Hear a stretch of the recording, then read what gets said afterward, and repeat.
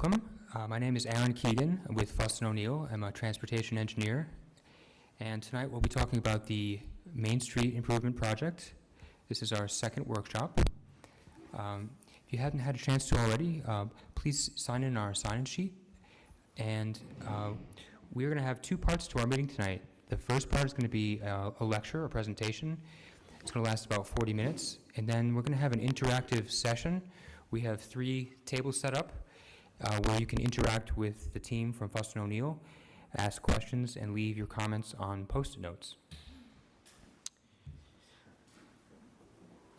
We're going to have a lecture. It's going to last about 45 minutes, and then the remainder of the meeting, that'll go till 8 o'clock, will be your chance to meet us and leave comments at the stations. All right. I wanted to introduce our team with Fuss & O'Neill, who will be here tonight. We have Ben Anderson, who's a engineer with us. We have Chelsea Zakis, project planner, with us tonight. Steve Severia, one of our senior traffic engineers, is here tonight. John Parento, project engineer, and Natalie O'Loughlin. And we will be at the tables, and we're looking forward to meeting you after the talk. I want to review the project goals.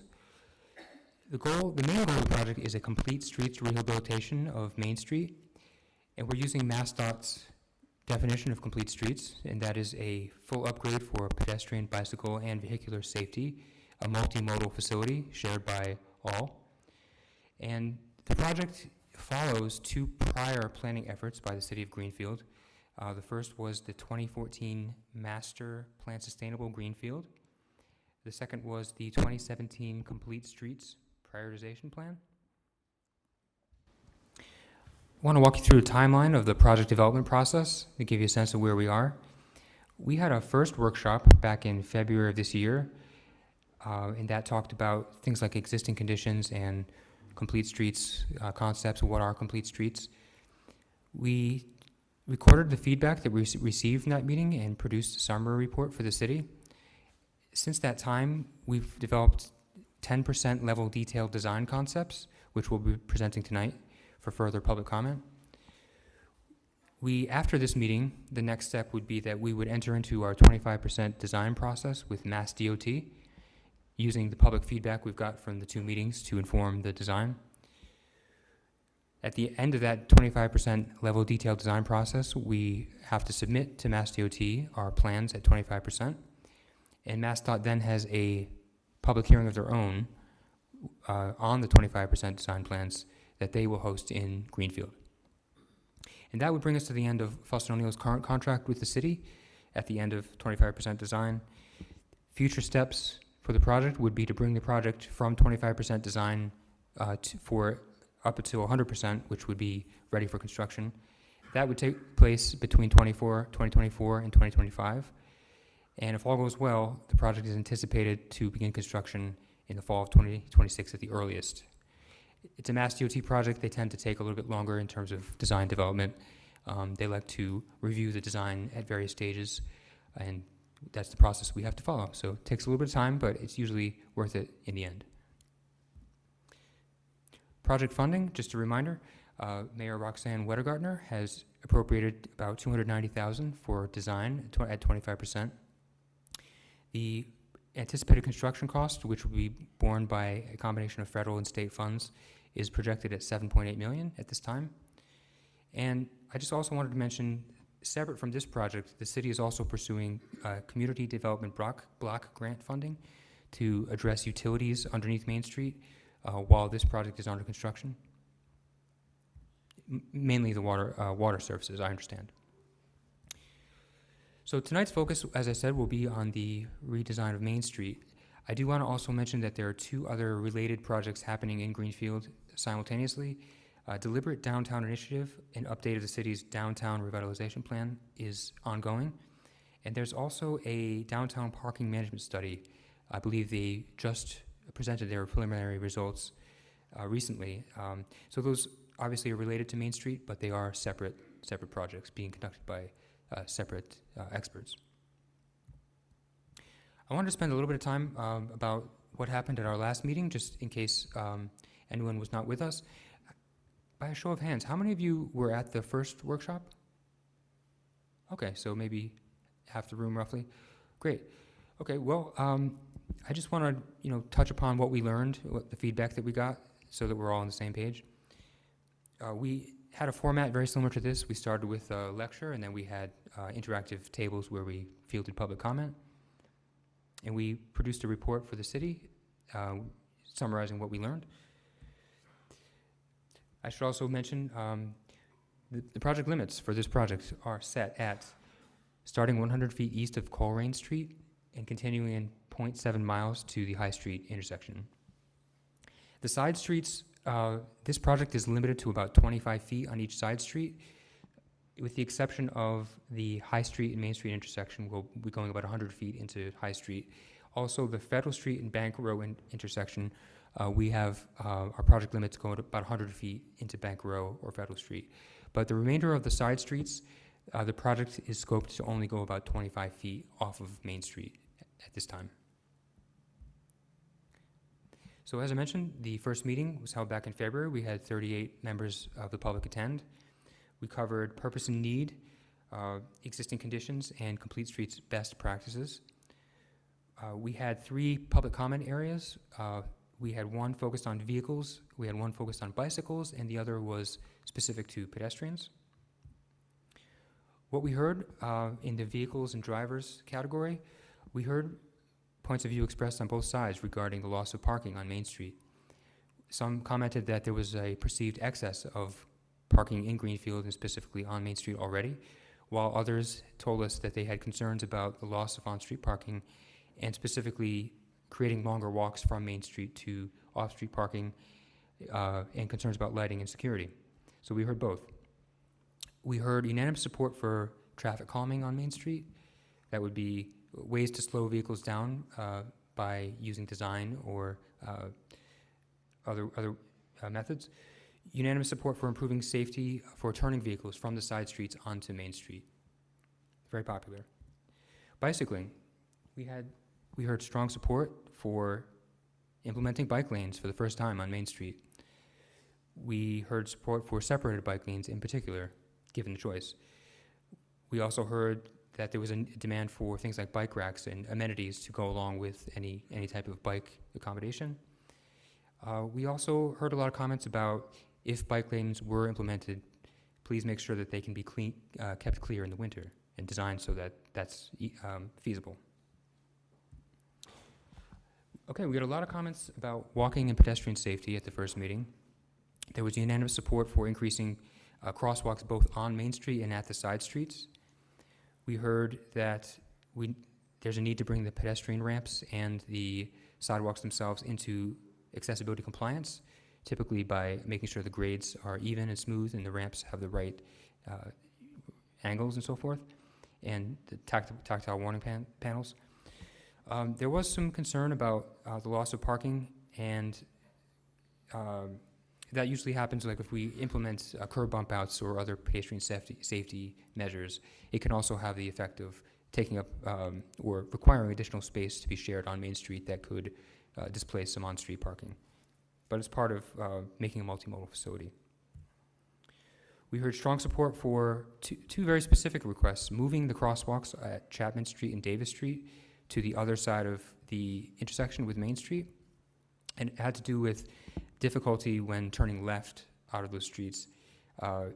Left turns are actually prohibited during the day, but apparently it was hard to look left at the crosswalk while you're trying to pull out of those streets. So we've followed that request, and you'll see in the concepts tonight that we have moved those crosswalks to the other sides of the intersections. We heard strong support for new mid-block pedestrian crossings at two locations specifically. One was between Wells and Chapman Street, where the food co-op currently exists.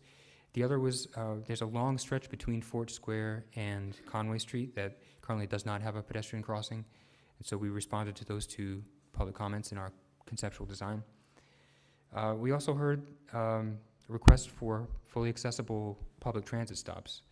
And so what we're showing tonight in our concepts are transit shelters for the first time on Main Street and full-size bus pull-offs to allow the bus to exit traffic when picking up or dropping off passengers. But I do have to mention that implementing those things is another area where we have to balance out providing parking versus transit stops. Okay, so the next set of slides, I want to run through key themes or key design concepts that you'll see in our 10% design concepts tonight. The first is creating a multimodal street. Multimodal street will accommodate vehicles, pedestrians, public transit, and bicycles. Just a brief talk about existing conditions. As you know, Main Street currently has 14-foot wide angled parking and 18 to 20-foot travel lanes. And so this is a use of space that predominantly caters to vehicles. There is no space on the street allocated to bicycles. When we talk about converting the street to a multimodal facility, it does require sharing space differently. And so we'll be presenting two concepts tonight that explain how we would apportion width on the street to serve more than just vehicles. Enhancing safety at pedestrian crossings is another theme that you'll see in the concept designs tonight.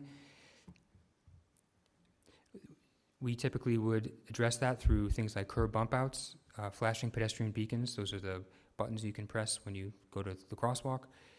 Colored and textured crosswalks.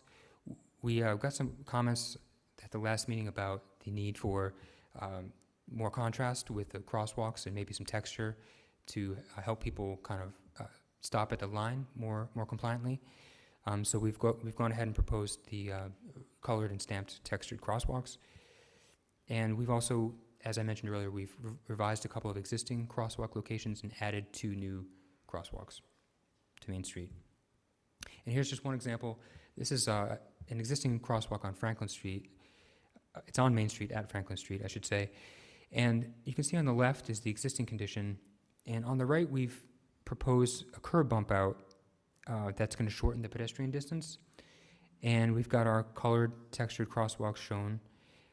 And you can see that in enhancing pedestrian safety, it does have the side effect of displacing one parking space. And so that's the kind of trade-off that you'll be noticing tonight as we go to accommodate bicycles and enhance pedestrian safety. There is a trade-off with on-street parking. Another key theme that I need to remind you all of is that we are required to provide bike lanes. It is a Mass DOT design standard, and since they have put the project on their transportation improvement project for the future, and they plan to fund the construction, they expect the project to adhere to their design standards. And so we tried to do that. In addition, because Main Street has high vehicle volume, over 10,000 vehicles per day, we're required to provide not only bike lanes, but separated bike lanes for safety. And so what you'll see tonight are 2 concepts, 2 ways of providing the bike lanes. The first one is an on-street buffered bike lane and keeping the vehicles parked against the curb. It's an option because we provide a space between the vehicle lane and the bike lane in the form of a striped buffer. But it is considered to be not quite as safe as our second option. You can see a 3D picture here.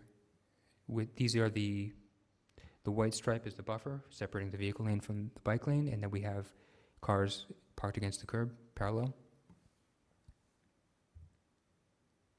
The second option is to put the bike lanes against the curb and to have the vehicles against the travel lane using striping. And you can see here's a 3D image of that. The reason why MassDOT considers this the highest level of protection for bicyclists is because there's less risk of dooring. So if somebody opens their car door, it's less likely to happen on the passenger side of the vehicle. And also the vehicles can come out of the travel lane and park without actually crossing the bike lane. Okay, another key theme, providing accessible transit. It does take up space, but what you get in return is a place where the bus can pull off the street completely, not block vehicles, and we can provide a shelter and an accessible pad around the shelter. And this is something that not only Mass DOT requires in their design standards, but if you go to any advocacy agency for aging or disability, they strongly recommend that cities implement fully accessible transit stops for those constituencies. And so we're showing that tonight in our concept. And we also have talked to Franklin Regional Transit, and they were supportive of the fully accessible bus shelters and pull-offs. What's the location of that photograph? This is approaching Federal Street, traveling west. Yes, the library. Yep, yep. Okay. Where it says brick banding, is that actual brick? That is to be determined. We focused mainly on the design in between the curbs. The question was, is the brick banding real brick? And so we have focused at 10% mostly between the curbs, and the streetscaping will be more developed at a later stage. But at this point, we were showing kind of some of the existing brick banding and proposing to continue it. But that's open to discussion as we develop the design. All right, now I want to get into specifically what our 10% design alternatives are and what you'll be seeing at the tables tonight. The first, we'll talk about the Main Street alternatives. We have three. The first, I've shown you two already. The first, the difference between the first two, concept one has the cars parked against the curb, bike lanes between the cars and the travel lanes. Concept two is going to be the bike lanes against the curb. We have a third concept that I want to show you. It's the same as concept two, but it differs on two blocks. And this is in response to public comment we got at the first workshop, which asked to retain angled parking if possible anywhere in the project. So we tried to look to see where we could do that. We found one block where it would be possible, if questionable safety-wise.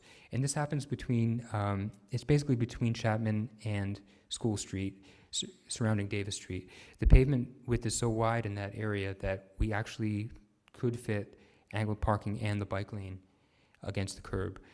Now, I have to tell you that Mass DOT doesn't love this kind of thing, because when you back out of the angled parking, you are entering the through vehicle lane. But we wanted to show it as a response to the comments we got at the first meeting, and see what the public reaction is to that. That's concept three, different only in that one specific area. Okay, on-street parking. Let's get to the what was a hot topic at the last meeting. We have three concepts. There are existing 208 spaces on Main Street. Our concept one, with cars against the curb, would reduce parking on-street by 74 spaces. That's a reduction of 36% of on-street parking. Concept two would reduce on-street parking by 86. That's a 41% reduction in on-street parking. And concept three would be 39% reduction. That's a reduction of 82 spaces. So, as I mentioned before, we're going angled to parallel parking. We're adding curb bump outs for pedestrian safety, and we're providing fully accessible bus shelters. So those three design elements combined result in the reduction in on-street parking. I do want to spend one slide on the simultaneous study that's happening, and that is the Greenfield downtown parking study. I read through it just recently. The preliminary results were released earlier this month, and it did find lower than expected utilization of parking, both on-street and 1 to 2 blocks off-street at surface lots. I believe the number was overall about 55% utilization. They highlighted areas where there was underutilized nearby off-street parking, and the best part of the study, in my opinion, is that they suggested some really good ways for the city to better manage both the parking supply and demand.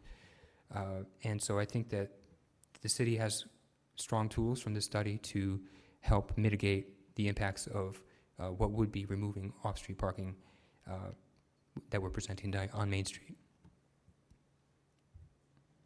Last thing I want to get into a little bit is intersection control.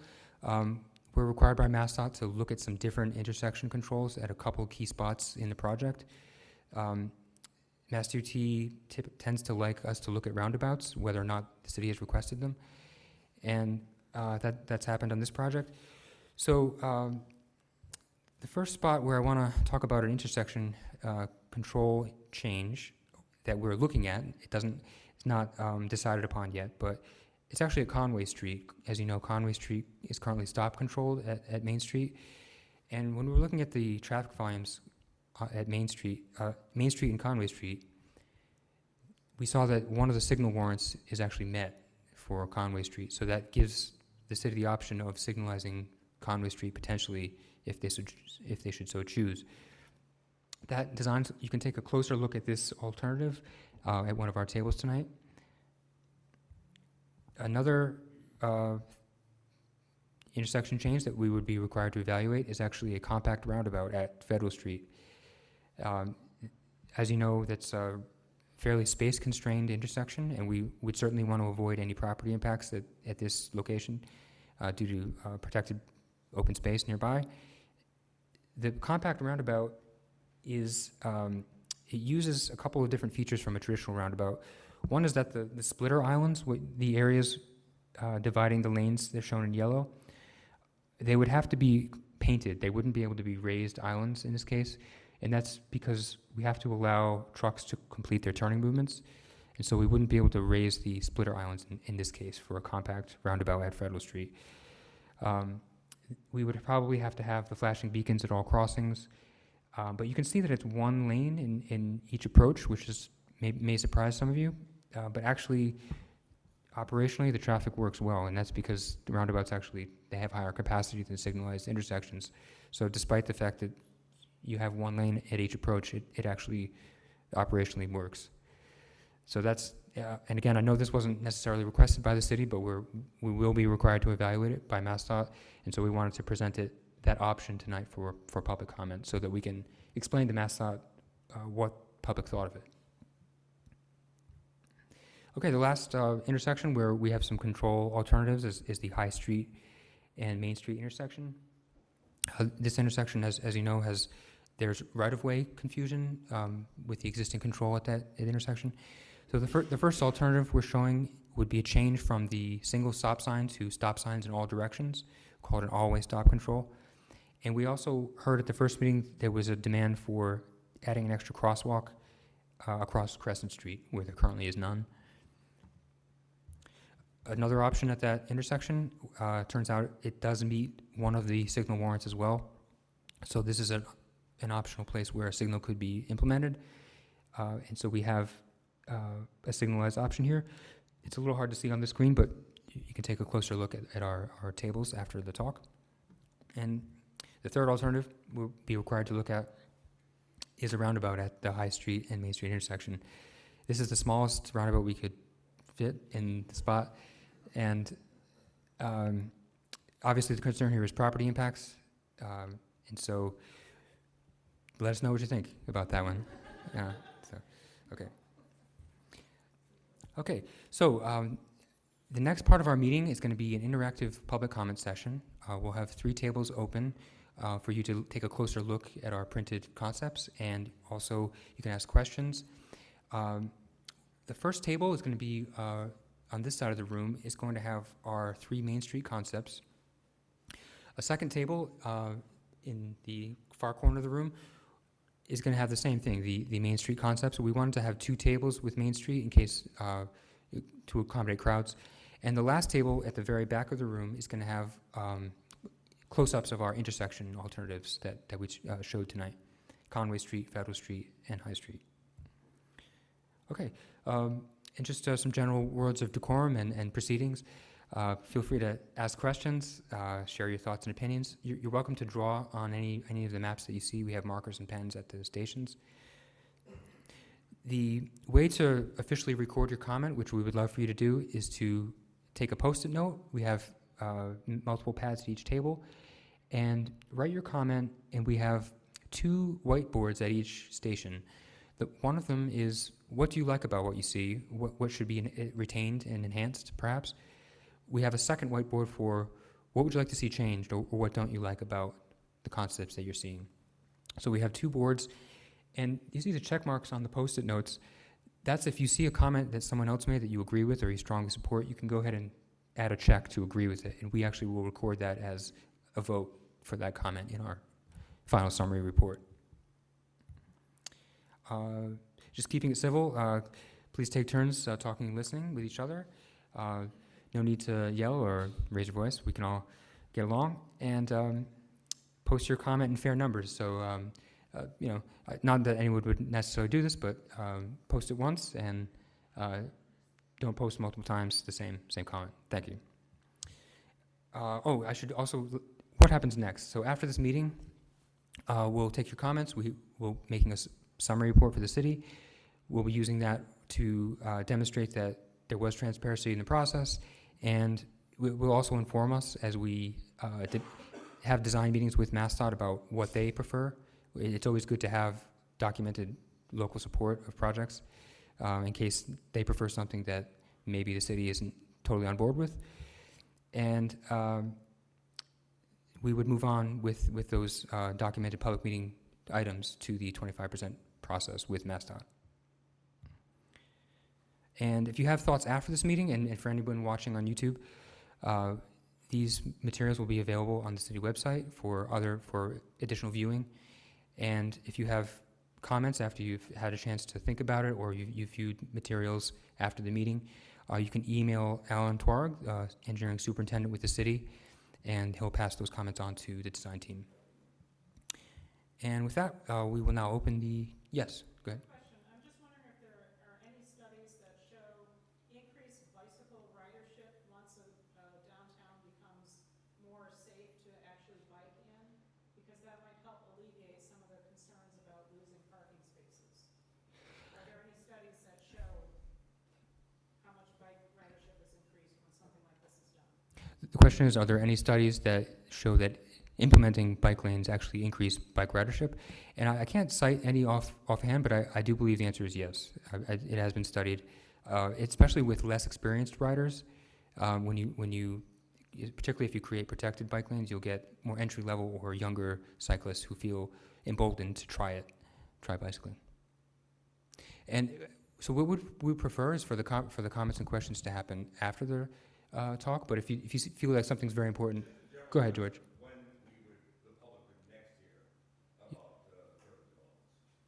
Well, the next public meeting would be MassDOT's hosted 25% design public hearing.